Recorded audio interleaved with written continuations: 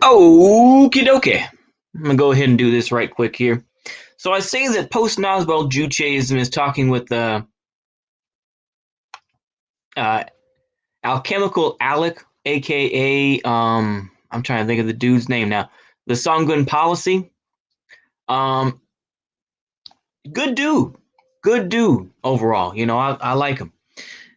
The thing is that unfortunately with Juche and with Sharia, which it's not Sharia law because Sharia just implies it's already law. It's just kind of it's redundant to say it's Sharia law. It's just Sharia, which is Islamic law. But it's like I say this because white Juche or white. And I say that knowing that I like that song, White Juche. I mean, that's a bop. I don't care what you say. That's a good bop. That's someone that actually took some time to make that music. But beyond that, though, it's a me. The same thing with white Sharia and all this. It's like, what the hell does that even mean? What is that going to be based on? What some sort of Protestant work ethic or something? Like I say, man. So I like Juche. I like the ideas of it. Being more self-reliant, and you have different parts of it like Songun as well. If I understood Korean culture and understood just the Korean language better, I could explain things better. But I feel like that's a little out of my comfort zone. What I will say though is, Juche is great, but it's something for Koreans. You know, I think that I think it's unfortunate that the folks that really make fun of the Wig Nats and make fun of the far right folks is that we do steal is that I say we but these folks steal ideas from the left and bring them to the right and change some things. There is truth to that, and I think that you know I'm not going to counter signal what these guys are talking about right You now. can't have internationalism with um the hell was I talking about? I'm sorry, I lost track. But I was going to say is that you know is that basically you can't just steal ideas and then just think, oh yeah, like I say, I mean, no idea is original, as I said before, but I think you have to make it work for you. Make it work for your group. Your tribe, if you will. So I think talking about Juche in a certain context outside of a Korean context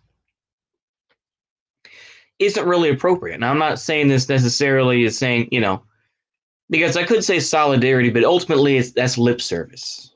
There's nothing I can really do to help the DPRK or anything else, and they have plenty of support. I'm just saying this more as we have to be able to adapt to this constantly changing world. More people are getting involved with cryptocurrency. I mean, already they've been doing this for a good solid decade, but still, people have gotten more into Bitcoin of various types, whether it's or I'm sorry, excuse me, cryptocurrencies like Bitcoin or Ethereum or Dogecoin or one of the hundreds or thousands of other cryptocurrencies out there. Um, I think this is just going to be a step towards where we go in the future. I mean, this is a time of disillusionment right now. As the people were built up throughout the early, the mid 2010s, 2013, 2014, 2015, obviously 2016 with Trump, people were people were gassed up. People were excited. But now here we are entering the 2020s, and there's a huge sense of disillusionment that's out there. And like I say, this is something that people are saying, oh, this is the problem that I have with MLs, and we've seen it with Jason Unruh, this and that. Oh, a lot of MLs are associating with Nas bowls, this and that, and there's a lot of this lashing out that's going on, and I think that it's unfortunate to say the least, but I think that that's where we are now. This is kind of the age of disillusionment, and seeing where that disillusionment goes. Is that do people just simply become more aligned with, say, um, do they disengage from politics altogether and they just become centrists, or do they go further down the road? And that's really the test.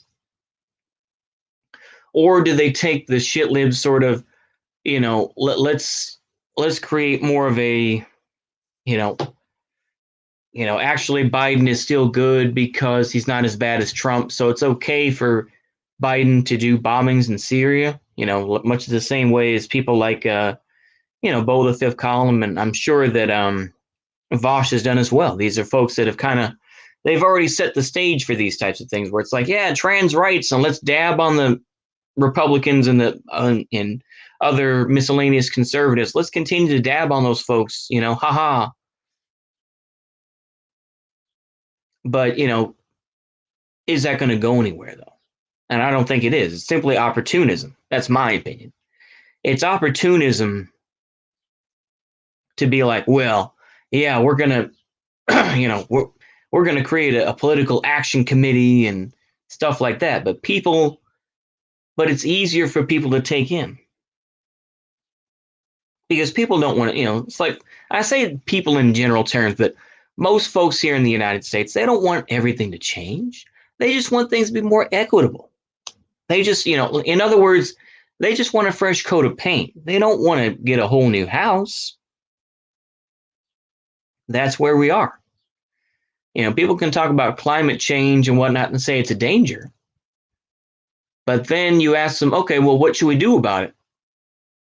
They don't have an answer, in general. Or they'll say, well, it's like I say, it's not the people's fault, but it's these corporations' fault. It's the folks that have these big, it's the corporations that have the big smokestacks and all that business. But on ANPRIM because ANPRIM is eco-fascist and all that sort of thing. So I just say this, and like I say, I've probably repeated these points before because I'm too much of an old fogey. But the thing is that this is where we are. This is where we are in 2021. People are they're just fed up with a lot of stuff. And, things are, they're kind of stuck in this sort of hole,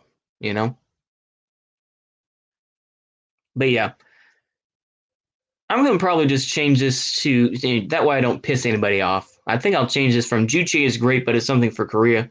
I think I'll just change the title to something like, the age of disillusionment. The 2020 is the age of disillusionment. I think that's what I'm going to call it. And I think it is.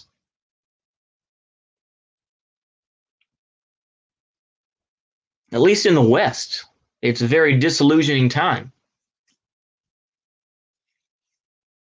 We see the declining power of the United States, of the UK, the Kanzuk countries, and we see, the return. I'm very careful about this. The return of China and Russia becoming global powers. Like I say this because, once again, I always try to be careful not to be fetishist, but not be, not try to have sort of that white savior complex. But it's like, China has been in one of the first imperial powers. And I think you can see imperialism as what you want it to. But it's always in the eye of the beholder in this case. But, China is rising. I don't think anyone should be surprised by that. Russia has also been an imperial power. throughout the many czars. And of course, like I say, there are many differences between the czarist control of Russia and indeed their empire versus China's control, and throughout the Yuan dynasty, which is, I believe, that's the Mongols, the Qing dynasty or the Ming dynasty, or the whichever dynasty you want to say. Dynasty, as the British say, but this is just how it goes. These are the ebbs and flows of what happens. What will happen to the U.S. I think that in some cases it may be textbook. In other cases, it may be something that people are going to study and say, "Well, this is what happened to the United States as a whole." So that's all I can really say. I think that I've kind of I'm going to just kind of let go of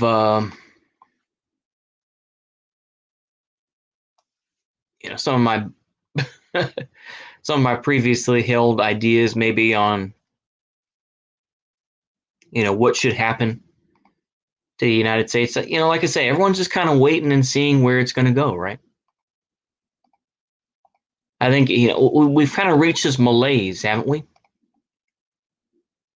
We've reached this malaise of not knowing what to do. We've kind of reached this point of all the stuff that we've tried before isn't working. So we're just kind of stuck in this whole mess, aren't we? We're stuck in this sort of, discontent, and this, sort of, there's nothing really much new coming out. It's everyone trying to reinvent themselves, but it's nothing really new coming along. Anyway, I think I've